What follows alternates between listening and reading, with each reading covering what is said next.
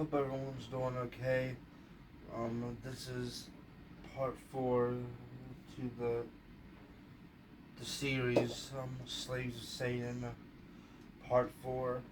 Other than who I spoke of in episode 1, this is probably the most significant person so far. While everyone else has been important, in their own right, this person has probably had more influence over people that came later, other than Helena Blavatsky, who we covered in the first video, and then in the second we covered Joseph Smith, and in the third, the last video, we covered Charles Darwin.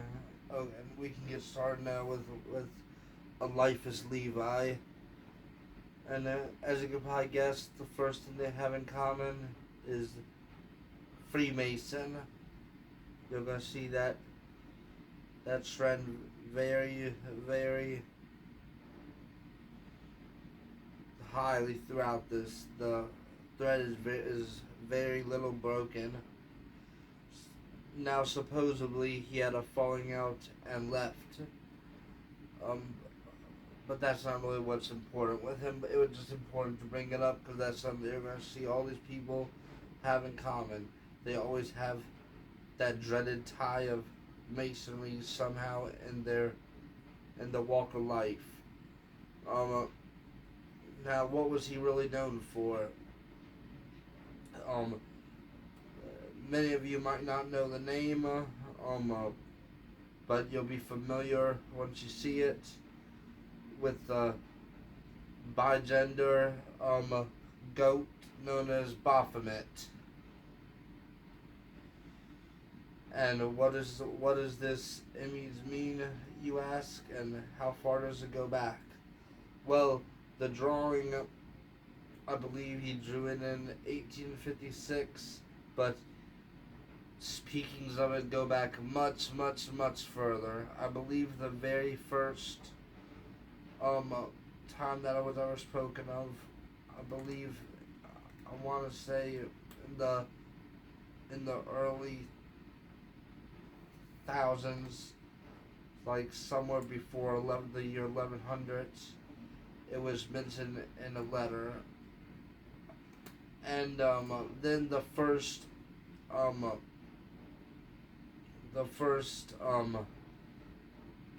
big scandal about it was with the Knights Templar, when they got caught worshiping Baphomet in the 1300s, and their leader Jack D. Malay got arrested on Friday the 13th and was burned at the stake.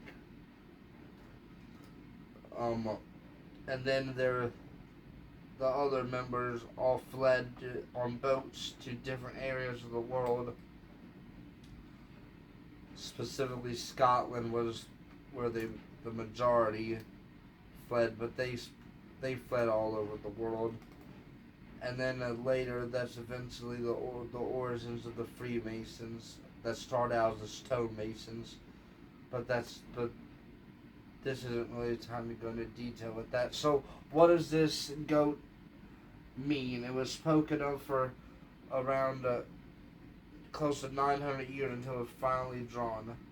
So, it's pretty clear that it's bigender, that because it has breasts, and the rod around the phallus area is the rod of Acephalus, the caduceus, which is, if you look at it close enough and compare it with the modern day symbol of medicine, you realize that's the exact same thing. So that's what we have to say about modern medicine, is that we're using the cock of Baphomet, and when you see him doing that with his fingers, that represents the maxim of Hermeticism, which is as above, so below. You'll also notice that it's in between the crescent moons. That's supposed to mean that Baphomet has control of the earthly and spiritual realm, and as as horrible as a drawing as this is, um, I do have to say that it is very sophisticated. I would say that this is definitely a charged drawing. Um, Now you got a lot of people that will say that these artists have an overactive imagination, but I personally have to disagree. I believe that I believe that they are under the influence of Satan. I believe just like automatic writing, they automatically draw these things. Plenty of people have came out and talked about that happening, and I believe this probably happened with him too. And you'll see the tattoo on the arm. Um, I believe in like Salve Calvaria, it basically means to bind and come together, because the Baphomet is very it's very symbolic with the great work in alchemy, which is supposed to be transcending regular humanity and becoming one. Because what a lot of people don't realize, Baphomet is a lot more than just a man and a woman. It's a man, it's a woman, it's an animal. This is the opposite of goat. And it's also a fallen angel. And you notice the pentagram on the forehead. I believe it's a non-inverted pentagram, but it still means the same thing. Earth, wind, fire. Earth, wind. No, earth, air, spirits, fire, and water.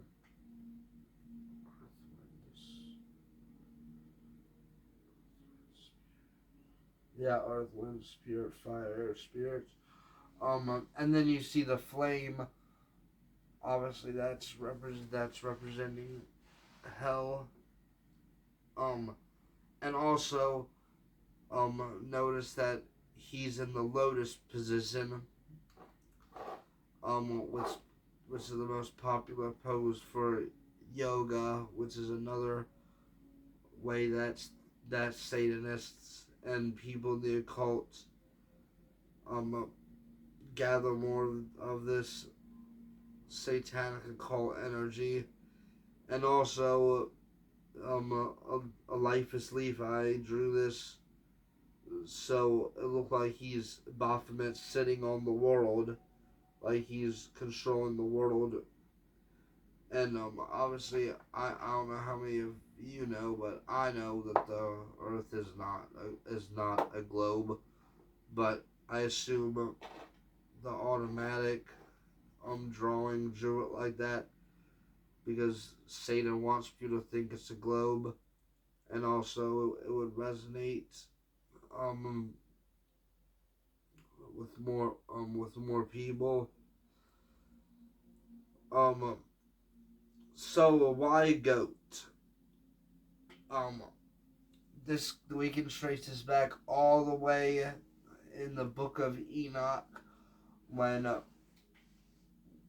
the Watchers came down, and other than Samayaza, it's pretty clear that the lead Watcher that did the most damage to the earth was Azazel.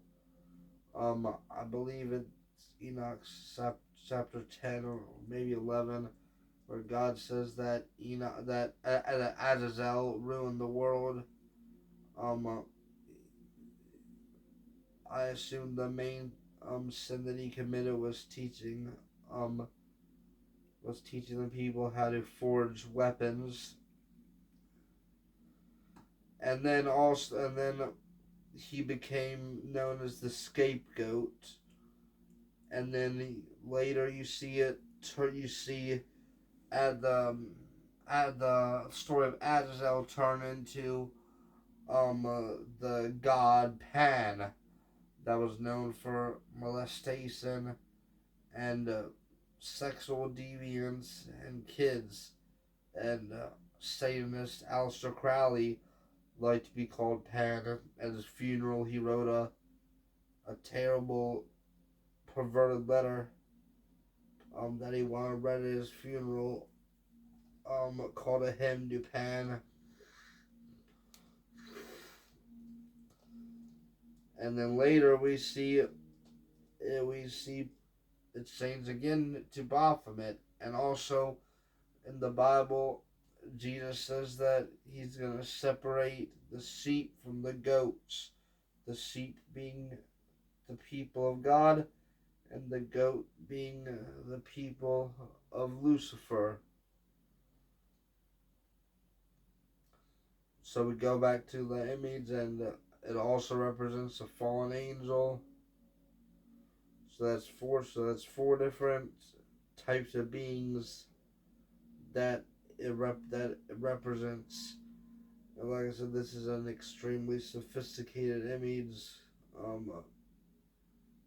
in all the wrong ways. You can keep on dissecting this further and further, but I think that's good for now. But now let's talk about the influences that this thing has, and the influences of Eliphas Levi.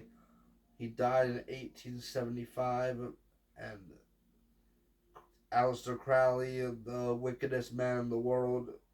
And when we get to him, which might be the next video, that is who I can absolutely say with no doubt in my mind, with 100% confidence, all of the evil that's in the world today is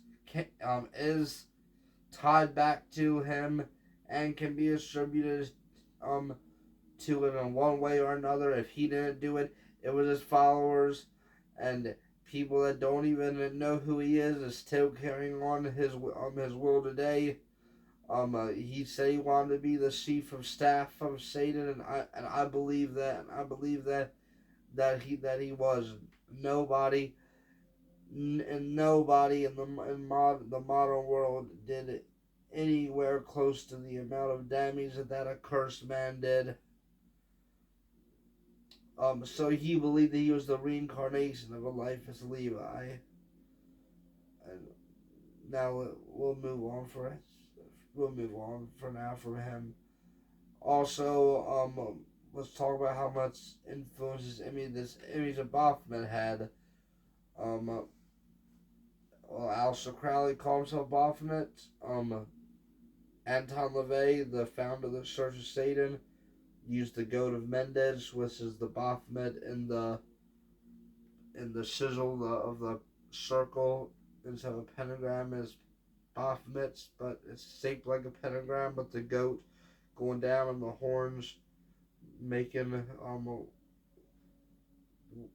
area where the inverted star part of the pentagram would go. It's obvious that the Order of the Eastern Star uses it. They'll say it's not, but it obviously is, because that's an occult society. But there's another Masonic order, and they won't admit it, but the Masons love Baphomet.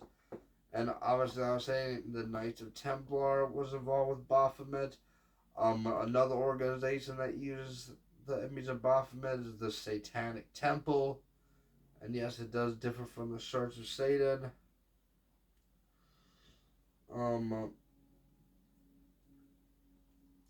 People that have looked at the architect of DC can tell that I want to say it's either the Pentagon or the White House. When you look at all the streets and connect them, it makes the goat of Mendes.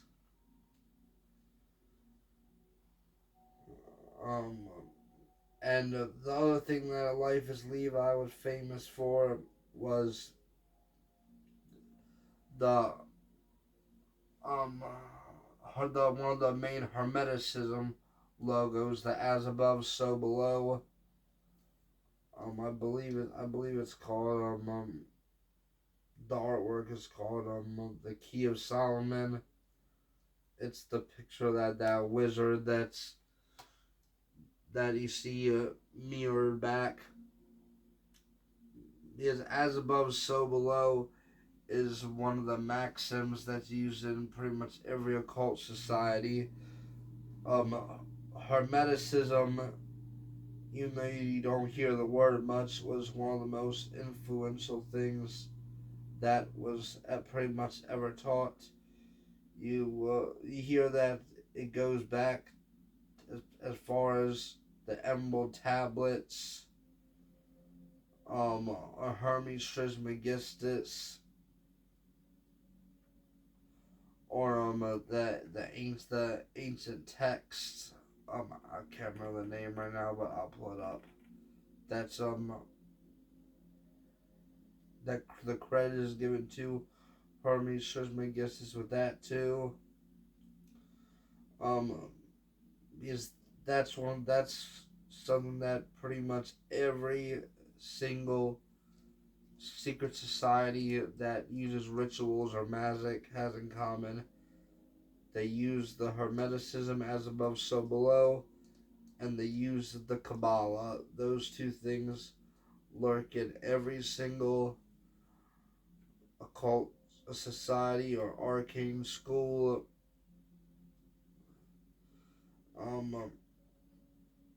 So with the life as Levi, it's more about the influences that he gave than what he actually did. Obviously, he wrote several books on ceremonial magic because he was obviously a magician.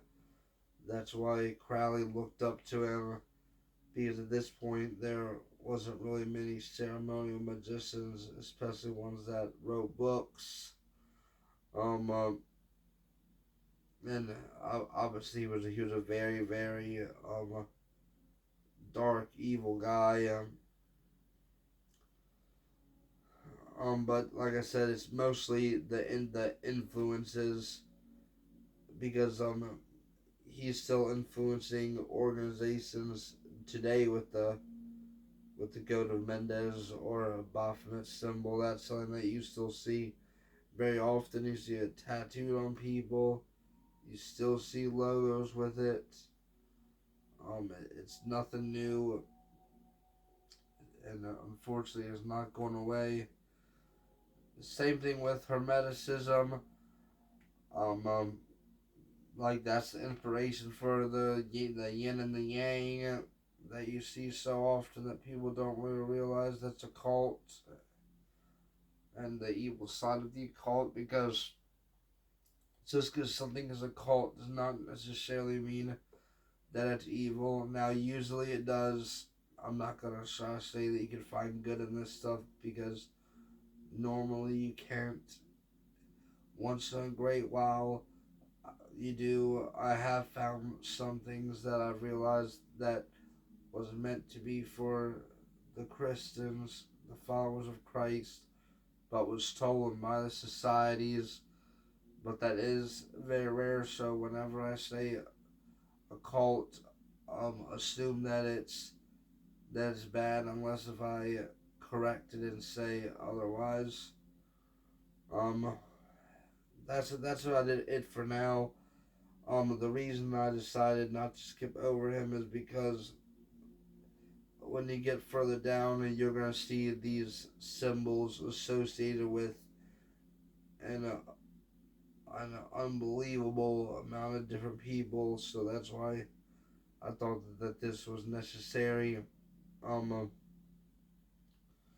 unless if I, unless if the Holy Spirit changes my mind and speaks to me about something else that needs to be covered first, we're finally probably gonna get start breaking down Aleister Crowley. Not something I'm really specifically looking forward to, but to explain why we're in this this evil situation, this horrible satanic plot that has overtaken America and a very big part of the world. It's very, very important to get to the answer of the why.